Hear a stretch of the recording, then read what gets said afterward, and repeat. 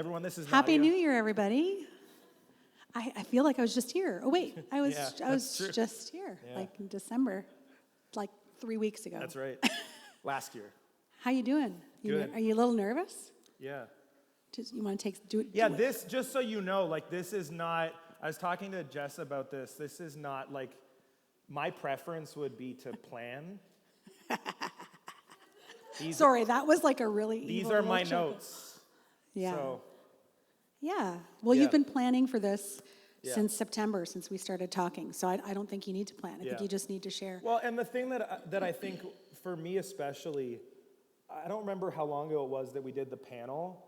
We did a couple of panels, October, I think.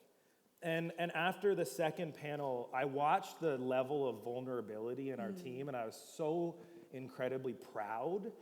And also going, part of our responsibility for Lee and I is to not just say everyone else should do that, but make sure we're doing that. And lead from a place of honestly understanding that we're not the head of the body that Jesus is. And there's a quote from a guy named John Wimber, and he says, never trust a leader without a limp. Ooh, I like that. I know, that's good. I'm writing that one down. Yeah. But I don't enjoy having a limp. Neither do I. Yeah. So, I think you're in good company. Yeah. Yeah, leadership. I think sometimes we think leadership means we have to have it all figured Totally. out, and that we are perfect, and we save all of our brokenness for private places. Yeah. But I think you guys don't realize, for those of you who've been around for a long time, I don't think you realize how lucky you are, how blessed you are to have a leader who's willing to be led. Because I think that that's a very rare occurrence these days. I think it's a sad, rare occurrence, because I think as a leader, I've been a leader now for a really long time, I would be nowhere without people who are leading me and who are calling me out and who are asking me things and who are getting me to question what I believe. I think that's important. And so Tyler is one of those people. That's why I love him so much. I want you to know, do you notice anything, for those of you that have been around and have heard me deal with my technology, do you notice anything different? I think this deserves a round of applause. I have an iPad, people. Tyler, I Next did time this. when I preach, I'll use a binder with color-coded, No, you have to have cascading. and it has to have the plastic covers Yeah. on your paper, because if it doesn't, then it's not Yeah, cool. it doesn't count. So yeah, Tyler did come to me like I guess it was beginning of September. I had done my talk on repentance. Shortly after, we did a bit of decompressing, and then you called me like you're pretty raw. You were in a really rough spot. Why don't you explain what you were going through at that time? So, my whole life, I've had bits of anxiety that I didn't know what it was. I didn't know what it was until language kind of helped me understand it. And most of it for me has been situational. Like, I've dealt with something difficult, and then it's unearthed some things. And so the last time that I experienced it was when we were about to plant, and I was having panic attacks like 6 or 8 times a day. And let me just tell you, that's not normal. And I was bargaining with God and doing walks with God. And so I started to notice it again at the end of the summer. I started to notice again so I had a couple of Sundays, I had panic attacks, and I was like, what is that? And for me, it was like a check engine light. I was like, hey, something's not right. And so I reached out to Nadia, and I was like, I am identifying some areas in my life that need work, and I'm wondering if you have any recommendations for a counselor.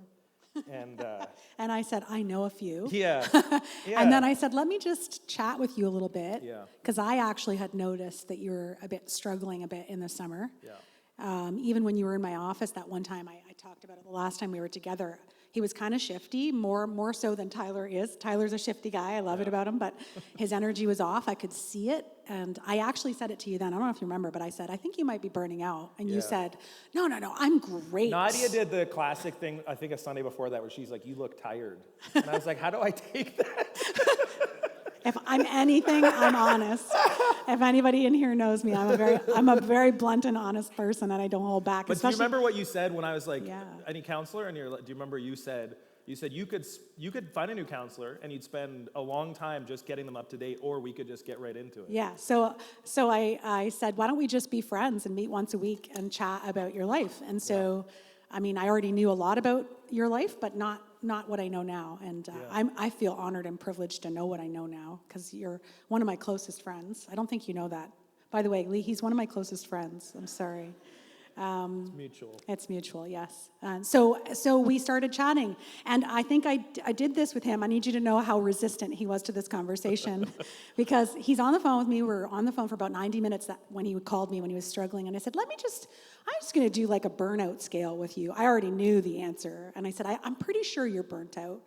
And so he's like, I'm not burnt out, and he argued with me in Tyler's way with exuberance, and like, I'm good. I've got the energy of 7 men. I am wonderful. And so I did the burnout scale, and halfway through he goes, I think I'm burnt out. Yeah. I'm like, yeah. So you were at moderate to severe burnout by the time we did the scale. Yeah. And so I did what all good therapists do. I said, I think you should read a book.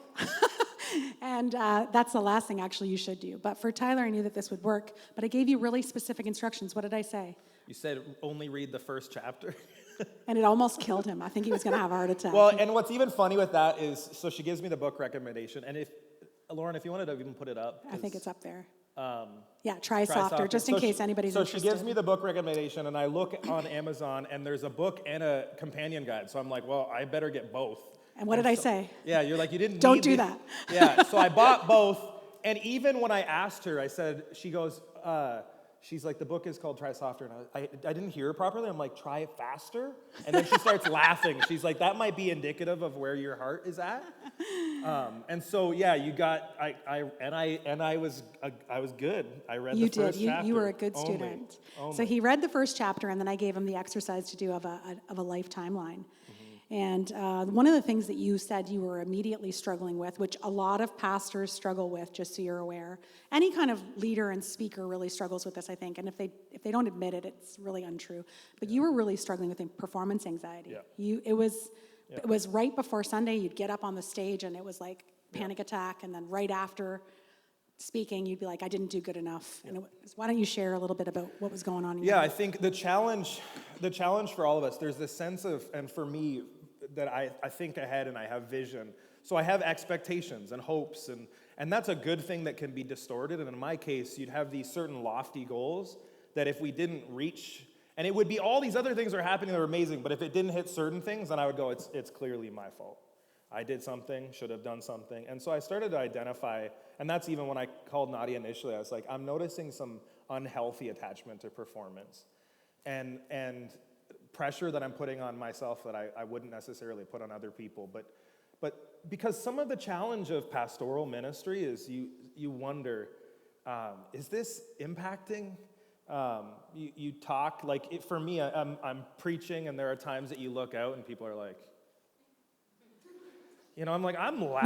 No offense to all of you who are tired. No. But you just see stuff, and then and if you're not healthy, you internalize that. So you're like I had one time I was a guest speaker at this church, and the guy that was leading worship, he was leading hymns. He finished leading hymns, sat in the front row, and fell asleep immediately as I started. Immediately. And I was like, okay, try not to take that personally. I'm like 20, I'm fairly new to all of this, so I'm sitting there and I'm feeling all this stuff. Well, then I find out he's a farmer that's been working. That morning he was up at 4. And you go, okay, so you don't, but if you're unhealthy, you attach all these things and you make it your own identity. And so I was noticing there were some patterns there that were not healthy. Right.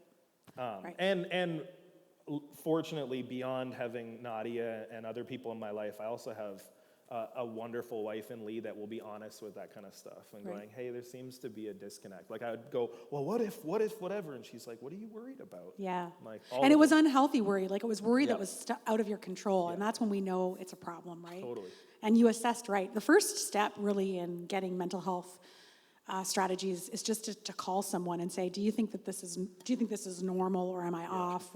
And you called me, and that was really brave. And it, like I said, most leaders kind of just trudge through till burnout's to the point where they're making really bad life decisions, and they have to take sabbaticals mandatory. Yeah. And you were nowhere near that, so we're thankful. Yeah. The book made you do a timeline. You noticed where performance anxiety was popping up, because patterns in our life, like this is a great book. If anybody wants psychoeducation or some education on how the brain works through stress and anxiety and depression, And it's like, I say psychoeducation on steroids, because it just takes you chapter by chapter slowly through what's happening when we show up with these anxiety or anxious moments. And it took you through and you picked out, like, this has been happening for you since childhood, right? Yeah. And so you were able to do this timeline exercise. What was the biggest revelation out of that exercise for you?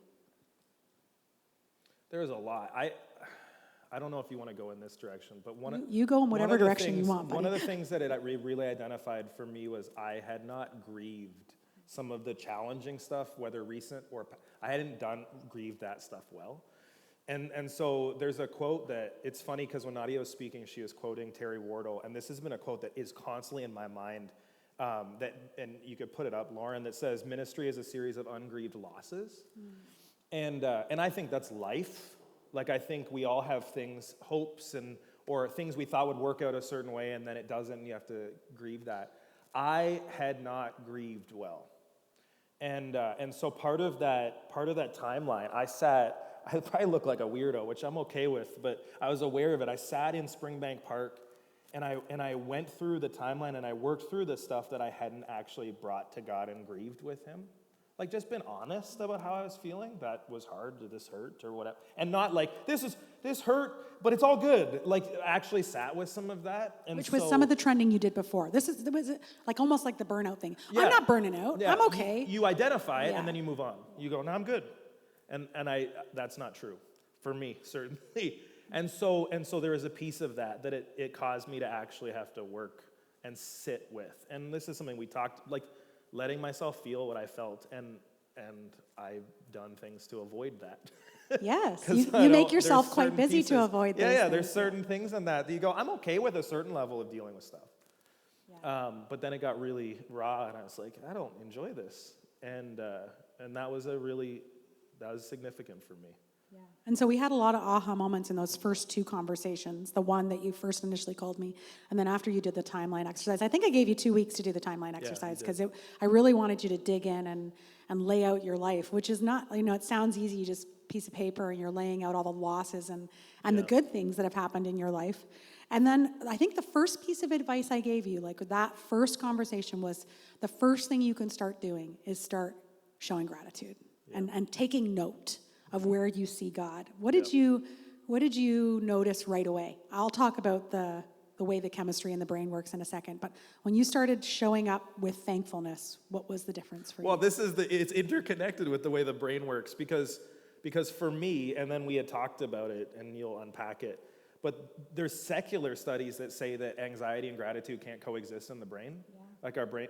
And honestly, so it's funny, you and I talked a little bit before this, and you were talking about holy noticing, which is the title that I'm giving today.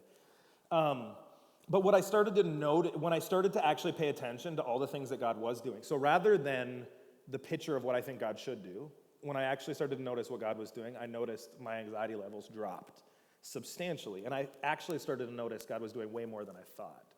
And so, and I recognize, I don't think that that's like one of those, it's not like a phony, like, oh, I'm just being grateful, and then I'm fine. I just went, is it possible that the vision that I had of what God was doing was clouded by my stuff, not God? Yes. And so, yeah. And so that was a really healing thing for me because the reality is, Lee and I moved across the country to start Collective with nothing.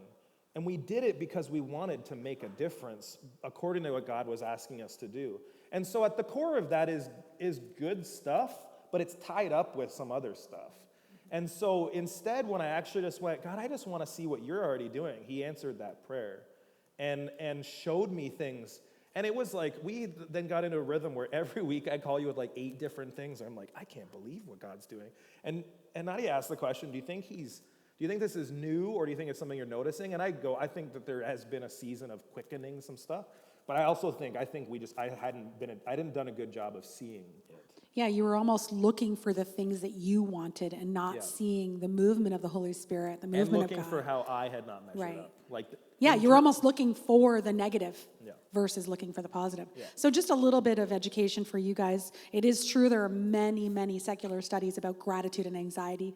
They actually cannot exist in the brain at the same time. So if you are feeling anxious or overwhelmed or nervous, the very first thing you can start doing is just jotting down things that you're grateful for, and simple things like food and a roof over my head, and then more intricate things like the way that I feel when I'm walking in nature and the feeling of the sun on my face. Anything that brings you to a state of gratitude will remove, I mean, of course, it's not a magic, all of a sudden, but the more you do it, you will actually notice, and it's been proven, you will sleep better, your attitude will be better, you'll show up in relationships better, everything will improve. I really believe, and you know this because Genesis is really clear about how we were created, but I believe it's because we were actually created to worship. We were created to praise the Lord, and so gratitude puts us in a state of praise. And so when we're praising God, it's really hard to be angry and negative. You can actually be, and I know this, I mean, I lost my mom in 2021, closest person to me other than my husband and kids. And I was praising as she was, going to heaven. And as I was crying, I was praising. And I actually, it was the most visceral experience I had with both emotions. Like, if you think of the end of the spectrums, they're kind of like opposite, but you can actually praise in the midst of terrible, terrible circumstances. We hear about it all the time. And you started showing up with this beautiful attitude of softening with gratitude. And you're right. We would start texting and phone calling each other throughout the week. Like, you're never going to believe what happened in my ministry today. You're never going to believe what happened. And God did this. And then God did this. Yeah. And it just, your anxiety level went, I would say, from a 10 out of 10 to like, what would you say? Like a 3 or 4, even less. Oh, yeah, less. I think even less. Within a week. Yeah. So very thankful for that. And some of it too, even in the noticing, is Nadia helped me to even to notice, like, what am I feeling in my body? So if anyone else has anxiety, maybe you experience it in your body differently. For me, I feel my chest like just constrict and going, okay, where before I would have gone, how do I move past this and just feel better? I actually went, okay, what am I feeling? What am I experiencing? Am I safe? Like all these things, diagnostic things that were helpful for me. So then it allowed me to actually to talk back to some of the internal lies that I had internalized and personified, and going, what's actually true and what do I know? And that there's the passage that talks about renewing our mind, and I go, that was a very visceral experience for me as I was identifying things I was grateful for, or seeing God at work. It was focusing and renewing my mind on what God was actually doing and what was true. And that was huge for me. Yeah, I think what you touched on there is showing up, where anxiety shows up and frightening feelings show up in the body is important. We often, particularly in North America, we don't really like that whole thought of connecting mind-body. We say we do, but we don't. Yeah. And even if we move past Christianity, a lot of times, like, you'll see in certain churches the whole raising of the hand to worship. That's a whole visceral, physical experience. You love fasting. I'm not there yet. I promise one day God will call me to fast. I'll call you and I'll say, I fasted for a month, buddy. But there's a whole physicality. When we can locate anxiety in the body, it has less control over us, actually. And this is why, I said, where is it showing up for you? And people are like, what do you mean, where is it showing up? I just feel anxious. I'm like, no, like it's somewhere. Is it in your chest? Some of us, it's in our stomach. We've felt some of it's the racing of the thoughts in our mind. Some of it's a headache. Some of it's our eyes. Like when I get really anxious, I get burning eyes. Many of us get exasperated when we start to speak. So there's always a physicality to anxiety. And when you can locate it, and then just accept that it's there, breathe your way through it, you attack it the same way it showed up. So, box breathing, and I think we chatted about 5 senses. Anyways, there's lots of grounding exercises. You can look them up. You don't need to pay a therapist to do those. You can just look those up. Yeah. Whatever works for you, going for a walk, bilateral movement, washing your hands under cold water. There's lots. But when you can locate it, it becomes less powerful. And you notice that, instantly. Even on the phone in the first conversation, your speech was quickening, and I'm like, okay, dude, I need you to take a deep breath, and I need you to just rest. And That's just me. I know. I love it about you. And when But part of what I Yeah. thought was helpful too, that I think is helpful for us, is you also pushed and going. Okay? So I'm 38, right? 38, 38. I love how he had to look at I you know. for that. I'm like, it starts Dad to all and blend wife. together. Yeah. 25 years. So How old am I? so anyway, I have 38 years of a way of doing things. And part of it was hitting a point where it's going, that's not working anymore. And so when I was feeling these panic attacks, I would have a way that I had found myself dealing with it. And part of Nadia's counsel to me was, you're gonna have to do some things that are opposite what you think. So you bring up fasting, you're like, I don't think you should. I think you should stop. He hated me. I think you should stop fasting. And he was like, what do you mean? I love it. It's so good. I go at like till 5 o'clock. I'm so in touch with the Lord. And I said, nope, you got to stop. You have to just relax. And I said, actually, I want you to indulge. Yeah. I want you to stop and indulge and delight in the Lord. You hated, you were not happy with me. Yeah. If I saw your face, I'm sure it shifted. And so did you start doing that? I think you went on a trip. Did you not go on a trip right after our first conversation as well? I don't know, soon after that. Yeah, you guys went on a trip. We right? definitely indulged. Yeah. But I took, clearly, I'm not one of those people that if I'm asking for help, I go, no, I was like, okay, I'll do everything that you say. It's not going to work, but okay. Yeah, and so I think I went from, I enjoyed more cappuccinos in the morning and ate earlier. But part of that was disrupting, and going, because I think for me, I had taken something like fasting that was really good and I had turned it into a performative thing. Yeah. And you go, fasting's great, and maybe some of you need to fast. But for me, it was going, I need to break some of that desire that if I just do this, this, and this, and this, then I'll feel fine. Because, I've had open here, and I'll just reference it. But in Psalm 139, verse 23, it says, search me, O God, and know my heart. Test me and know my anxious thoughts. I would pray that.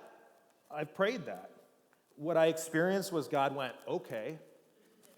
And I was like, And so I think for me, the beautiful thing that God has been doing is he's prevented me from just doing business as usual. And I think it's important for you to understand too, for Lee and I, planting a church is really not easy. Planting a church isn't easy. Doing it through COVID was not easy. And so you have situational stuff that are difficult.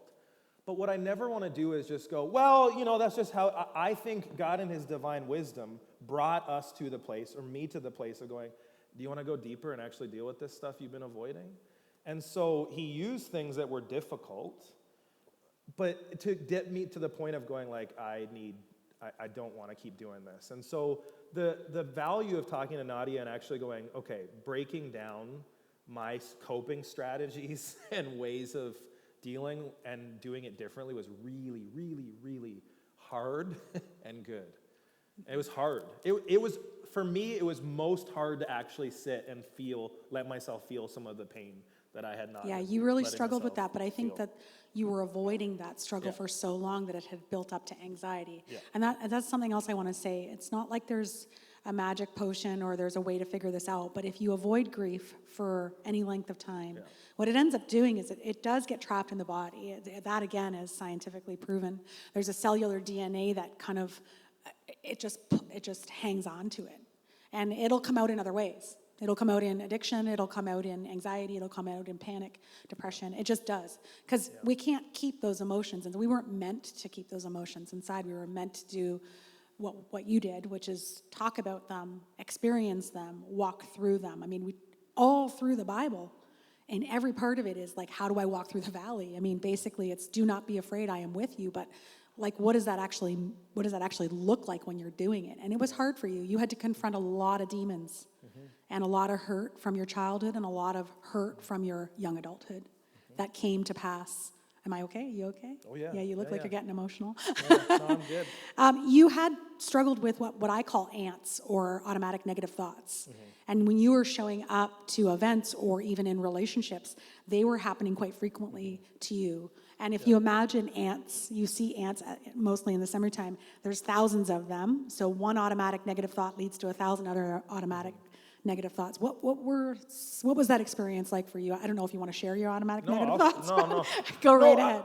I think I've shared from the front before. Like one of the things that is and it's interesting because it hasn't been my reality since I've been working through this, but has been my whole life, is at the end of the day, reflecting on all the stupid things I said. I don't know if anyone else does that. And so I would sit there laying in bed. This is why I would read like crazy, because I'm just trying to distract my mind. But going like, why did you do that? Why did you say that? Why did you? And it's always it's always me. It's not like I wouldn't sit there and go, that person did this. It was me. And the thing that Nadia said to me that I think I even shared it to Lee, and she's like, that's bang on. And Nadia was like, the way that you speak about yourself, you would never speak to anyone else like. And I found that was the thing for me. So the negative, it was me, I, whatever. And so I think dealing with some of that stuff, I think feeling some of that, like in some ways I had got used to, like, that's just what I do. And going, there was a sense of glimmers of hope that I was like, that doesn't have to be forever. No. That were really helpful as I dealt with some of the challenging parts of it. But that was, like, it for me, it's almost entirely me. Like I think about me, and if something went wrong, it's my fault. And if this, like, I internalize Sort of that. self-deprecating. Yes. It yeah. becomes about what I did wrong to cause that to happen, Yeah. instead of, wow, this is the amazing thing that happened. And I wonder what was going on in that person's life over there. Yeah. You owned it. You felt like if they were struggling with something Yeah. that was happening here or in your life, that was all your fault. Yeah, and like the reality is I think we all know it intellectually. I certainly know it. That you can't control all of that stuff. Yeah. And what I was doing is I was taking, it's a control thing, and it's unhealthy. I was taking that like I had control over that, and I don't. And so that was not. So helpful. we call them negative, automatic negative thoughts, because they truly are automatic. And sometimes until you sat back and you looked at your Yeah. timeline, and we did a couple of the exercises in chapter 2 and chapter 3, you were Yeah. like, oh my goodness, I had no idea. I was showing up to even meetings with other colleagues, and we had that conversation about that one meeting you had where you walked in looking for friendships and thinking, I could create a peer group here, and you had walked in going, I feel so intimidated. I don't have a big enough church. My church isn't growing as fast. These guys don't want to have an intention. And then we had it was a great exercise because we went through it and we're like, okay, what were you actually thinking? Well, I'm not good enough to be at the table with these people. And they're just people just like him, in this similar walk of life. And we did what with them? What did you start doing? Because you started talking back to them. That was the big thing. I started actually talking to myself of what is true. And it was cool too. We just had it was this week, wasn't it? I had something pop up, and then I said to Leah, I was sharing that, because we talk about everything. And Leah and I are talking, and I said, I was thinking, I immediately started to feel some of this, and then I was talking back to myself and going, well, that's not. And she's like, there's growth. Like, I'm watching you actually talking back to yourself. Because that has become honestly a really big practice for me. Because if I'm identifying the way that I'm talking about myself is certainly not in line with Scripture, not in line with what God says, I go, well, then what am I doing? It's not helpful to go, well, then don't. Like, if you're in here and you have automatic negative thoughts, or you ruminate or whatever, someone just going, hey, just stop. That's not helpful. Not helpful. Because there is a degree of going, why? Why am I doing that? And that was the process of going, okay, what's below the surface of this? Yeah. And that's and then once I've identified that, how am I actively talking back to those things and saying to myself what's actually true, renewing our mind with truth. Yes, like the Scripture tells us, right? Yeah. So it's interesting to me.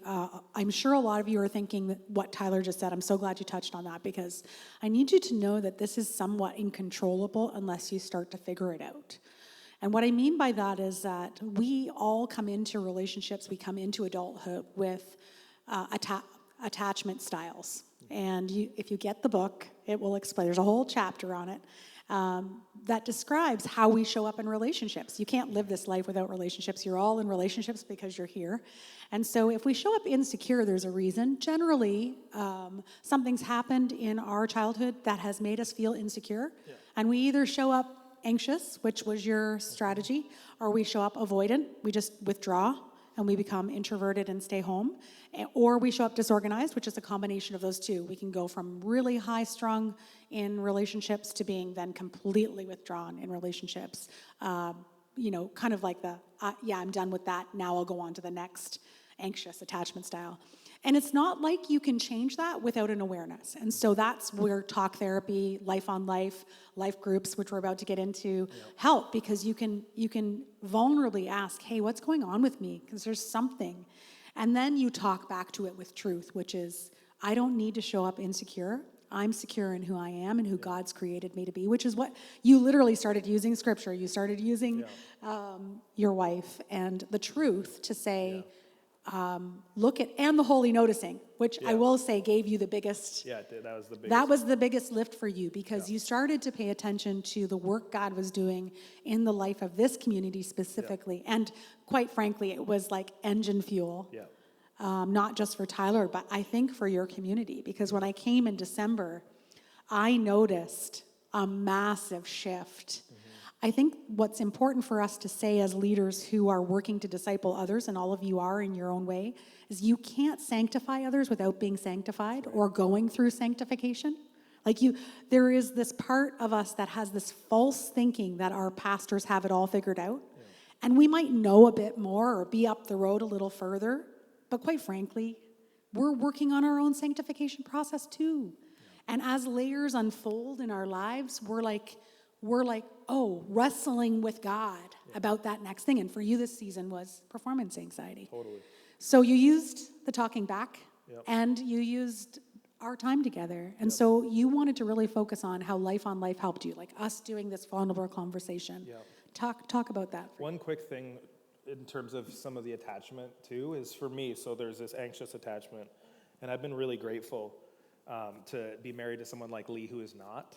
Like Lee is so calm and brings calm, and that's such a huge gift. And whether you're married or not, like I think in community, having people in your life that are not like at everything is like this. Like Lee brings some stability, and I'm so grateful for not that. Some, she brings the stability. Yeah, and I'm grateful. But one thing that I think would be helpful even for each of you diagnostically, because this was really transformative for me, was if God walked in the room, how do you think he'd interact with you? And if I'm being really honest, what I said when someone asked me that, I pictured him walking in the room, acknowledging me with like a nod, and then moving on to someone more important.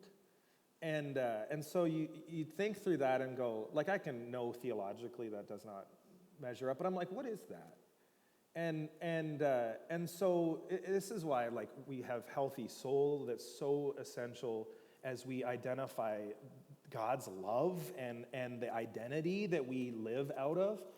And in our co-groups where we're vulnerable with each other, because through each other we experience healing and begin to see God rightly, all of that is so essential. But it's really important that we actually first identify, how do I view how God views me? Because it's really easy to go, well, God is this and God is great and but it's difficult to actually go, I feel like maybe, if I'm being honest, God views me like this, to confront some of that first. Wow. Tyler, that is, just pause for a minute. Like, that is, what a beautiful way to look at the weakness that you were feeling, is in that you were seeing something that God was not seeing, and you were actually self-deprecating to the Lord, because you're like, okay, he would just nod at me and move on to other people who are more important. Yeah. That's like such an honest statement. I've never even really looked at that myself, but I think there's a lot of people in the room that would feel the same way. It's like, am I important enough to be in the presence of the Lord? Yeah. I wonder how much that is holding back people from worshiping and praising with with open arms, if you visually and non-visually. It's one of the things. I think it's probably the thing, because the reality is all of us have like for most of us, we view God through the lens of our parents, and let's be honest, as parents and with parents, parents are not perfect. And so there's all this stuff that gets tied up in that rather than us actually identifying, okay, it's possible that maybe I'm seeing God in a way that's not helpful, we just kind of bottle it in and go, no, I should just move on and feel fine. It's why I think co-groups are so unbelievably important, because when you have other people talking into your life, they're able to see what you don't see. So like for me, for Lee and I, in our life, so we have overseers. So we have George and Lori, we have Brent and Nicole, and we have Steve and Beth Fleming. These are external pastors that care about the health of the church and care about the health of us. And so they're asking difficult things. So we are going with them. We have Nadia, who we talk to. We have other people in our life that we go, help me to see, because I'm identifying some things, help me to see what I'm not seeing. And to actually invite that and then to have people give that, it's a really vulnerable thing. And yet it is one of the most transformative things. How are we supposed to heal any part if we don't actually identify that there's something? And so for us in co-groups and in smaller communities, that's where people actually live life with each other and go, my favorite thing to do in community is, that's a lie, is to listen to the person talking as they're sharing something and go, that's not true. And I'm not talking about like theologically untrue, though that can be helpful. I'm saying the way that you're believing or thinking about yourself is flawed, and let me tell you what's actually true. This is what God says about you. And part of the thing that's so interesting about human beings is we're searching for affirmation from someone else to tell us that we're good enough, and we think if we get enough people, we'll have that. But the reality is we need it only, God is the only one that can give us what we actually need. People get to be a conduit of that and point to what he actually says. And I think that in our co-groups, this is why it's so essential for us to be in those kind of environments and be vulnerable and share honestly, because that's how we actually work together to see some sort of healing and hope. And I think for me, you said it at the very beginning, like there are pastors, and I worked with one that was forced to take 2 sabbaticals in a row. That's not a good sign. And my heart, our heart, is longevity in ministry. Like I want to be an 80-year-old that has grandkids that love Jesus, and I still love the church, and they love the church. And so for us to identify, how do we back it up and go, what are we doing along the way with longevity in mind? And I've seen the harm of isolation, and it does not lead to health. There's no one that gets healthier by distancing themselves from people. And so the community of people that love Jesus and love you, they're lifelines. And I've seen it. This is the pastorally that's so heartbreaking and hard. I've seen people that go, I'm struggling, and they just slowly back away from that. The one thing that can actually help them experience something different. Why? Because it's harder. Because to be vulnerable means you actually have to risk something. What if I say something and the person looks at me like, oh, that's gross. I can't believe you'd think like that. And the thing is, we have that in our mind. I don't know anyone at Collective that has shared vulnerably in a co-group that's been their experience. And I think that's the kind of culture we want to create, where you can share that stuff, the stuff that you're like, I don't know if I can be this gut level honest. And rather than have people go, wow, gross, you really need to figure that out. People that go, I love you, I'm with you, let's figure this out together. Let's put Jesus at our forefront. Let's continue to move toward that direction and seek that together. And so it's so valuable for you I want to to say, actually, too, from a psychological perspective, one of the first questions we ask in an intake is, what's your network? Who is there supporting you? If somebody shows up with depression, anxiety, or whatever, even just stuck in a relationship, you cannot do this alone. We need to know, we ask for emergency contact, and that's just like the baseline. Some people don't even have an emergency contact. Yeah. And we always see that their depression levels, their anxiety levels are higher than the average person that has a community to support them. And so the Bible's so clear. I mean, it'd be so much easier if churches didn't have to set up life groups, eh? Like we would just come up here on a Sunday and just speak. But the reality is that life on life is messy and beautiful all at the same time. And so when Tyler reached out to me, it was in his attempt to say, hey, I need help, I'm stuck. And it was for a therapist, but we were already friends. So it's like we were already doing life on life, you know? So it's important that you understand that if you're struggling with any stuckness or you're experiencing great amounts of joy in this season of your life, it's always better to do it in community. Yeah. So, and part of your holy noticing was really that was like the cry of your heart for your church was this life group situation that you have going on here. And it was validated through this experience for you, not devalidated. Yeah. Watching certainly the panel as they talked, but hearing stories of people being vulnerable in co-groups and then having be met with more vulnerability and beautiful, I was like, that's the stuff. Yeah. Like, because the reality is the Sunday gathering is important, but it's a catalytic thing. And so it's meant to send you out. It's meant for you to actually go, okay, what's God inviting me into? What am I going to do about it? The best stuff is when you're in a small environment, in a co-group, in a home going, so what am I going to do with this? And what does it look like then to have the kind of people that will actually ask you next week, how'd that go? Because I think that the thing that we identify is we all have gaps in our spiritual life. And we go, well, it's enough just to identify them. But I think in community, you actually go, well, what if it's not just identifying? What if we can actually take steps together towards something better, something different? And so that piece for me, but that's been our life. Like we have been so fortunate to have people in our life that actually care about us enough, that we've invited to share difficult things, that are willing to do it. Because as soon as you ask someone something difficult, there's a risk that they take by actually answering you too. And that interplay is so beautiful. And Satan would love for us just to reject that and go, I'll just sit in my own stuff. And I don't want that for people. Right? Amen. I say the same. Yeah. So may there be double the co-groups by the end of 2024. There's my performance anxiety coming out. Right? Just don't count the number. Don't count the number. So thank you for being so vulnerable. Did we cover everything you wanted to cover today? Because you didn't plan anything. I'm so proud of you. I have a list, though, because we did have, and we covered it all.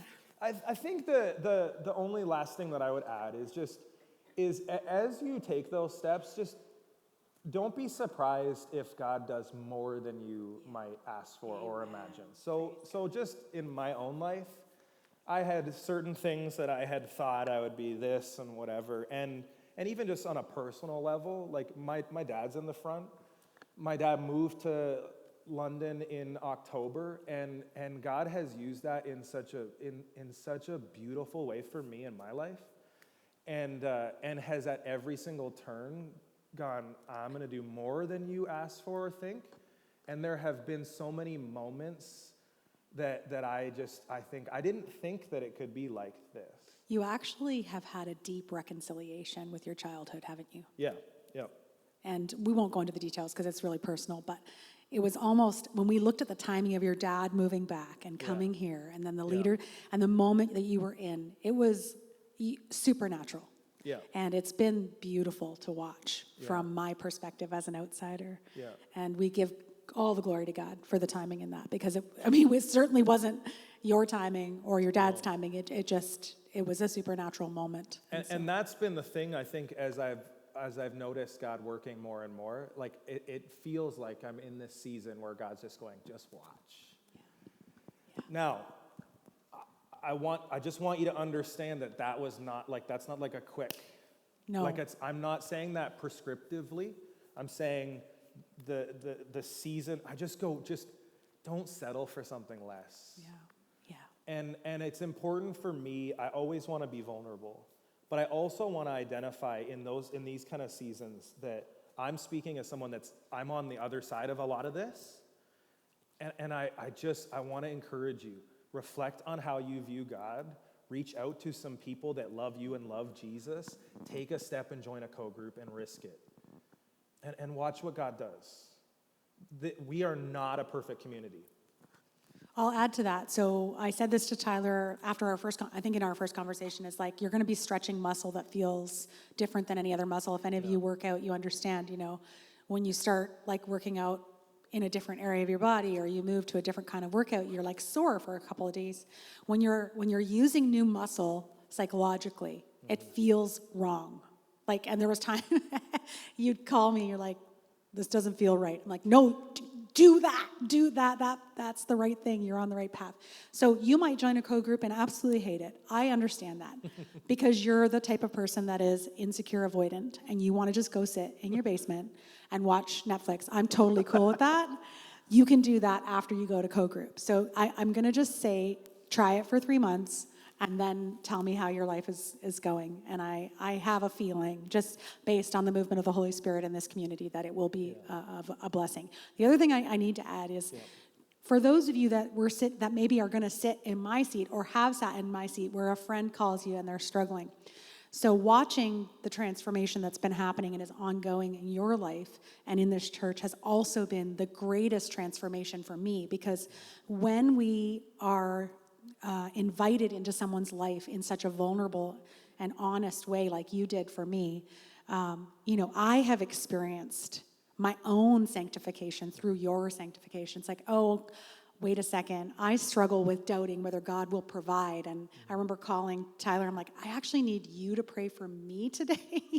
I want this for my family and this for my husband, and I don't know how to say that to anybody else. But I can say it to you because you have been vulnerable And with without me. sharing, has God answered some of those prayers? Oh, Maybe just a little bit just more a little, than- yeah. Like, I mean, I certainly have seen the movement of Yeah. Christ in my home in a way that I just have never experienced before. And it came at the place of, as well, just so you know, being vulnerable with him to say, hey, just so you know, this is kind of a stronghold in my life.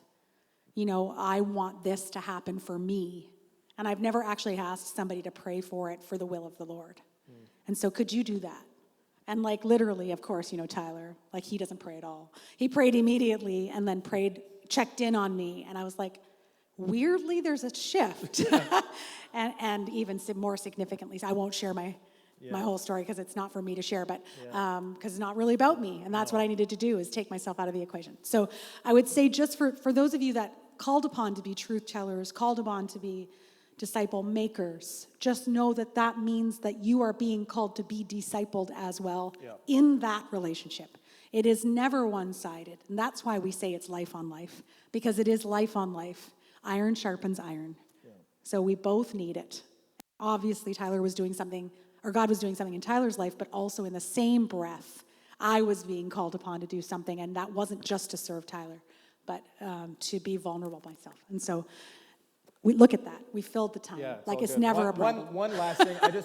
I do want you to know, from a pastoral perspective, we will never ask you to do something we are not willing to do. Yeah, it's true. So vulnerability and being in a co-group or in a smaller community, we will never ask you to do something we're not willing to do. That's really important for Lee and I. Yeah. We want to make sure. So it's what I think God has been doing. God has been healing so that God can heal people, and we're experiencing that. Yeah. And so you go, that it's the overflow thing. I always want our leadership to be an overflow of what God's already doing. And I want that for you. I want more for you. That's my heart. And so if you could pray for us. Yes, I actually didn't plan this, but I really want everyone to stand up and raise their hands, and I want Lee to come up. And I would love for us to pray for